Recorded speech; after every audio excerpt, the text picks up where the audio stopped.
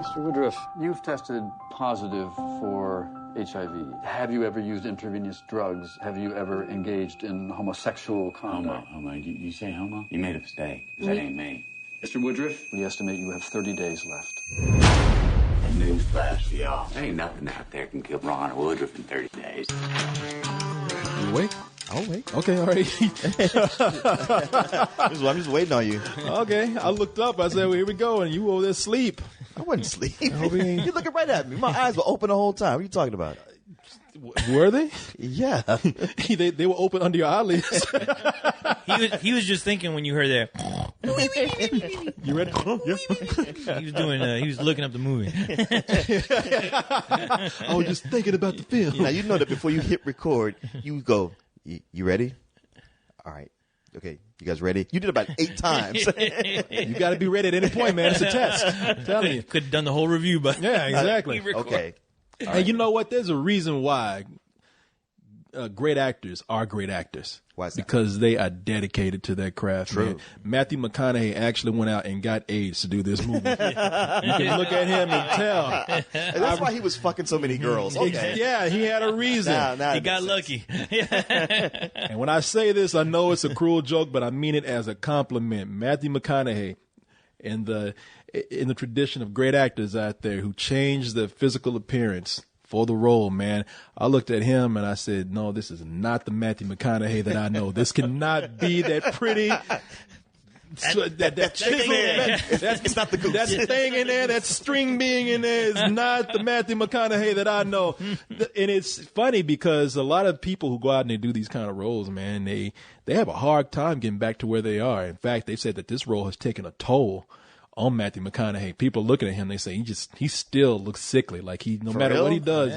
Yeah, that's what people have been saying. I mean, I have no doubt that he'll be all right and he'll come back. But my point being that when somebody goes out there and they risk all that, their looks, their appearance, their health for something like this, it better be for a damn good reason. Yeah, no, I heard with Christian Bale, when he actually like had his parents murdered so he could play Batman. Yeah, I heard that. Yeah, that's very true. That's why he was so great. Yeah, but they do say like even when Christian Bale did this, his doctors. I read a story where his doctor was like, "Yeah, this is gonna haunt him, for the rest of his life. Like you don't get that thin and jump back to being a regular looking guy without some consequences to your body." Yeah, man.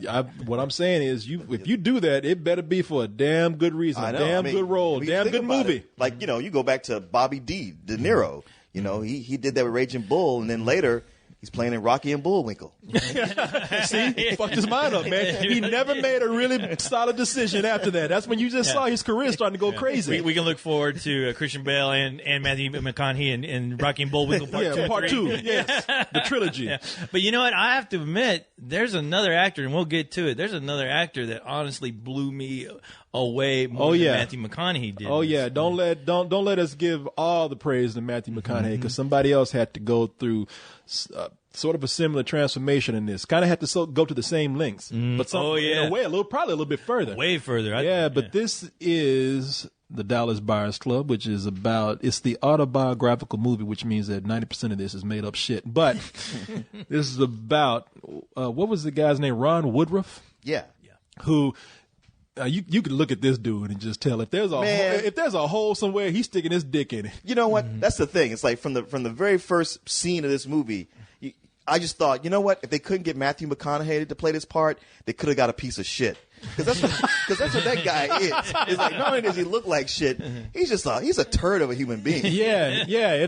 Seriously, if there's a wet hole somewhere, a drain pipe or something, his dick is going in there. And he's a hustler, and he's ripping people off. He's a rodeo star. He's cocky. Yeah, but he's an asshole. Yeah, he's got a little bit of notoriety. Everybody knows him at the rodeo, so getting sex ain't no problem for him.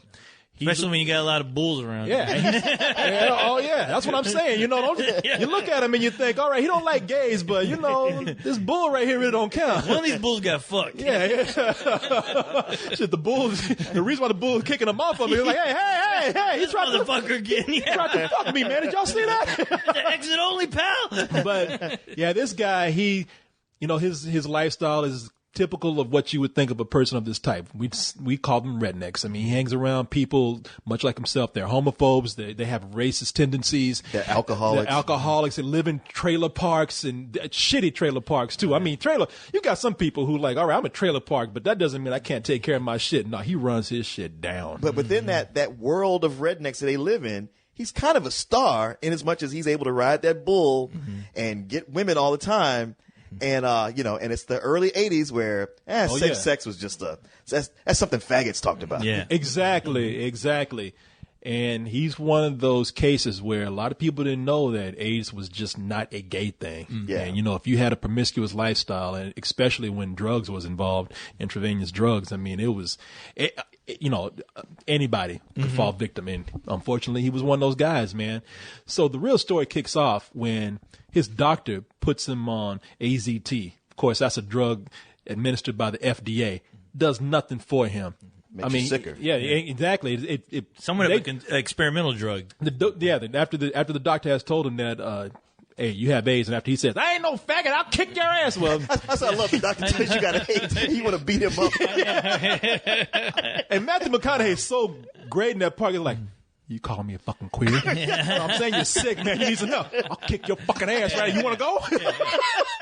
Like, all right, man. Maybe it's like, tell you what, I'll beat you right here in 30 days when you be dead. That's what was fucked about it. It's like him going to the doctor, and his doctor's like, you actually shouldn't even still be alive. But I'm going to go ahead and give you another 2 weeks, maybe 3. Yeah, you'd be lucky if I give you 2 weeks, pal. I think they told me he had roughly about 30 days to live. Yeah. And, now one thing you can say about this guy is that, hey, he has a can-do spirit. When you tell him he can't do something, you say I'm gonna die. Yeah. I'm gonna show you. So you who's gonna die. You probably gave me AIDS. Hey, Doc, it's 31 days. I'm still here. What you got to say about that? What you say about that faggot? I'm gonna live just so I can come back and kick your ass for calling me a faggot. I'm gonna give you AIDS. I'm gonna fuck you. Wait a minute. But not so that he's getting this drug.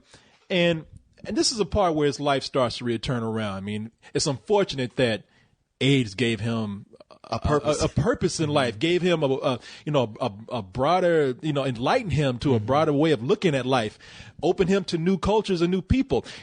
When this drug is about to kill him, in fact, it's speeding up his death sentence. He starts getting all these vitamins and all these things that aren't really approved by the FDA.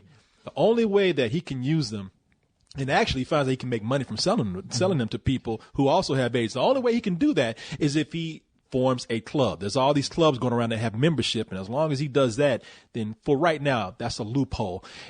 Now, the problem is, as we say, he don't like queers. And he has to go to a lot of queer places to do his business. When he was in the hospital at one time, he actually came into a comely young lady called Rayon, who has a dick, played by Jared Leto. He's also a beautiful young lady. Oh, yeah, he is, actually. And they form a partnership. And Jared Leto was the person that you were talking about, man. Jared Leto, now you're amazed by Matthew McConaughey, and it's rare to get one actor in a movie of this type who gives this kind of performance. Sure. But Jared Leto comes in, and he is right there on level with Matthew McConaughey. Jared Leto seems to be like he's always a good wingman to have in your movie. Yeah. Do you like this dress? Because I think the neckline's a little plunging. Rayon, the whole purpose of this study is to determine if AZT is helping people. Come on, Evie, you know there ain't no helping me. No, it doesn't mean I'm going to stop trying. Why are you so good to me? Bless your little heart. Just promise me you'll show up for the rest of the trial. I promise you that I will try my very best. I want you to mean it. I gotta be honest. I had no idea that was Jared Leto until I got home and looked him up on IMDb just to go like, who was that? After you already had your dick in your hand? Like you already jerking it to him. This chick is hot. No. I gotta Google this chick when I get home. Man, that girl plays a great transvestite. Jared Leto, IMDb, you fucking up again. He was listening to 30 Seconds to Mars when he was doing it. I know. I think it was dog stuff. I think that's how he got the AIDS playing in that band. Yeah. But no, you're right. Halfway through the movie, I kept thinking, wow, who is this person? Because I was like, man, whoever's doing this is acting their ass off in this film. It wasn't until there's a scene where they have to get into a suit where it hit me. I was like, are you fucking kidding me? That looks like Jared Leto. And I waited till the credits came up just to verify to make sure. Yeah. And when I saw his name on the screen, my jaw literally dropped. Yeah, because man, that transformation he had, he looked worse than Matthew. I thought Christian Bale looked about as bad as you can get. But this guy is pretty close to where he just looks like he's withering away, where he looks like just him walking. He looks like he's going to fall into a pile of bones. Oh, any moment, yeah. Any moment, just turn around the corner and be a skeleton. Yeah. I mean, it's he was so damn it's good. heartbreaking, man. To be fair, Jared Leto was always a skinny guy, where Matthew McConaughey had on like pounds of muscle, so he had to lose a lot. Yeah. It's probably neck and neck if you were to actually get in there. I'm sure, but this ain't a contest though. No. The thing is, not until the Oscars come around. Who can look the atheist? All I'm thinking is like every other actor is gonna watch this movie and go, God damn it! I'm gonna have to catch AIDS or like starve myself just to get noticed. Exactly. That's what somebody's gonna say. I actually got to get A's now. Yeah, I gotta be gay. Got to fuck a guy now. Yeah. You know, but I don't know, man. What did you think of this movie? No, that fucking chair you're sitting in. No. Chair's not that comfortable.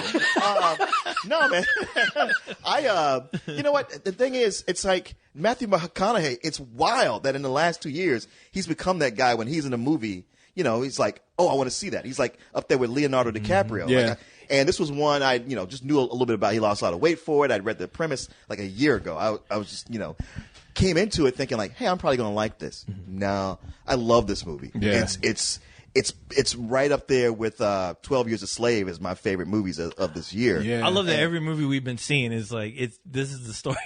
You're gonna have like 10 movies on your best of list. Well, that's what I was. And they're all in the top 5. But I was saying how but I don't blame you. I don't blame you. Everybody talks about how disappointing the summer was, but I was like, forget the summer. Yeah. There's been all these great movies so far, and we're only just now coming into the Oscar season. You are right. I mean, Matthew McConaughey is that guy now. Where when I hear that he's making a movie, I feel like I have to see it because I feel like, I'm going to get a great story and I'm going to get some great performances from him. But I mean, this story in particular, I've never heard of this guy. And I went into this movie really cold, not knowing what it's about at all. But man, did I fall in love with it. Not only just because, the story itself is very interesting, but I love that it really dives into that point where AIDS was coming into the headlines, and a lot of people did really associate it with like homosexual activity, and the fact that this guy is such a homophobe, and the fact that he has to endure abuse from his closest friends, knowing that not only is he going to die, but still he has to deal with the fact that his friends think that he got this alone by messing around with another dude.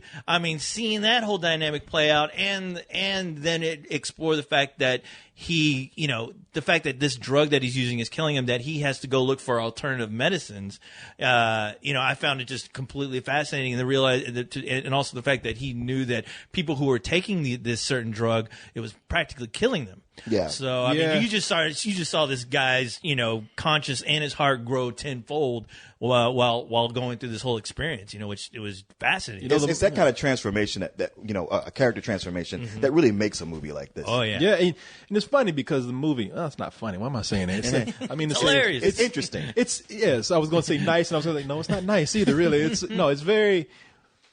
It's very moving. It's also it gets you very involved because everything that happens to this guy, you experience like his revelation of how he got AIDS. I mean, you're right there with him. I love that scene because we've all had that moment. We're thinking back and like, I don't know what I could have done. Oh fuck, that's right. And then you're there when you get to see him. It's very convincing when you see this character who is the person that we described before, who has a lot of horrible qualities, starts to open up.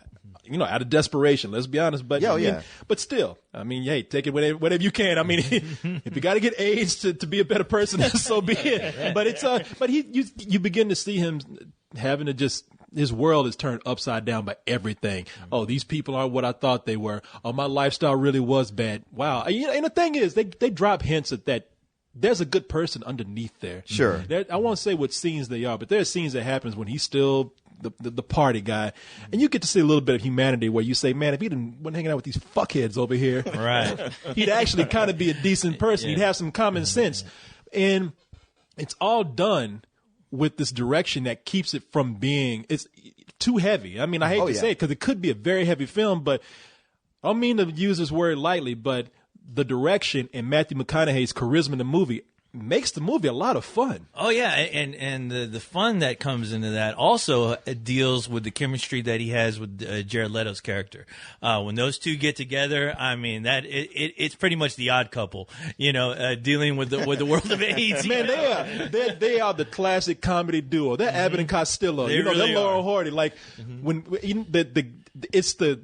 You have the straight guy. What I mean by the straight abusive guy, and then you got the guy that just takes it and kind of just says, "Oh, that's who he is." Because when Matthew McConaughey comes in, he's talking about Jared Leto. He's saying, "Where's the idiot?" But he's saying it because he's saying it in an endearing way. Yeah, he loves him. But it makes me think more like the relationship of Joe Buck and Ratso Rizzo. Or just it's like the 70s movies where you're taking like a really heavy subject and you're not shying away from it, but it does have enough humor to keep it going. It's like it's light, you're enjoying it while you're watching it, but you don't forget that like this is really serious. Oh yeah. There's something tragic behind it the entire time. It's the opposite of 12 Years a Slave, where you have a very tragic and heavy-handed subject, but you do want to see this movie again. Yes. You exactly. can't watch 12 Years a Slave again, but this, in fact, I would say after watching 12 Years a Slave, go see the feel-good movie of the year, Dallas Buyers Club.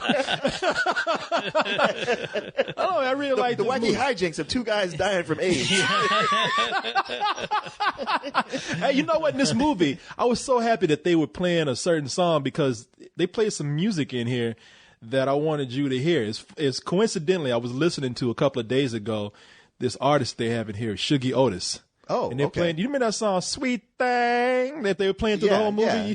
I thought, this is something that Leon would like. And, and I thought this before I actually saw. Some old shit. When Leon, when he's dying of AIDS, he'll like this song right here. I'd have given him AIDS. And I'm saying that because the soundtrack of the movie, they actually picked some good songs, man, to play for it. Great songs. It alleviates that really heavy emotional feeling of the film.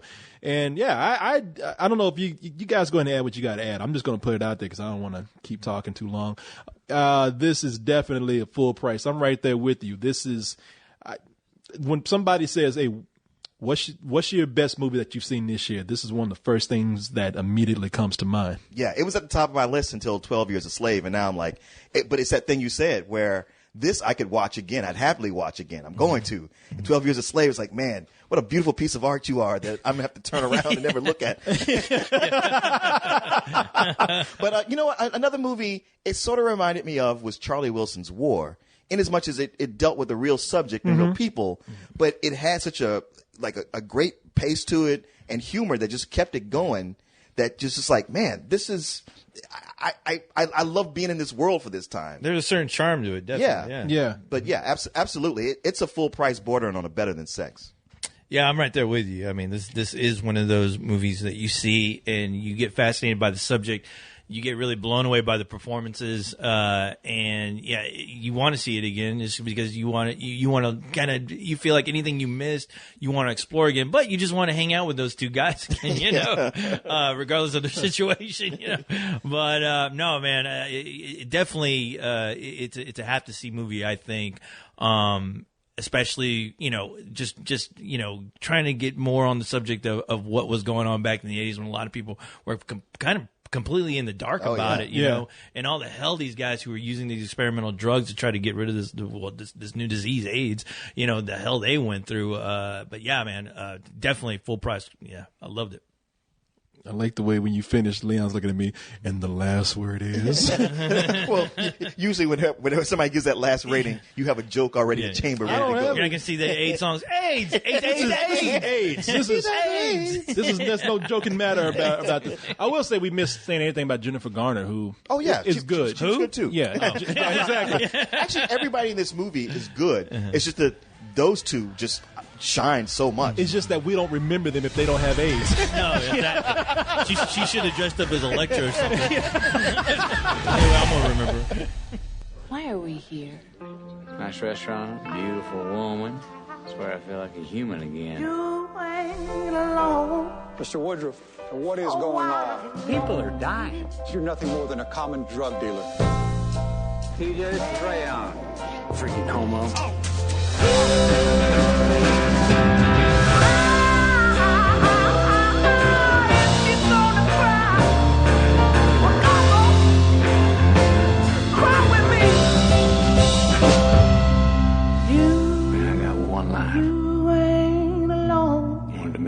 Just let me be your ticket home.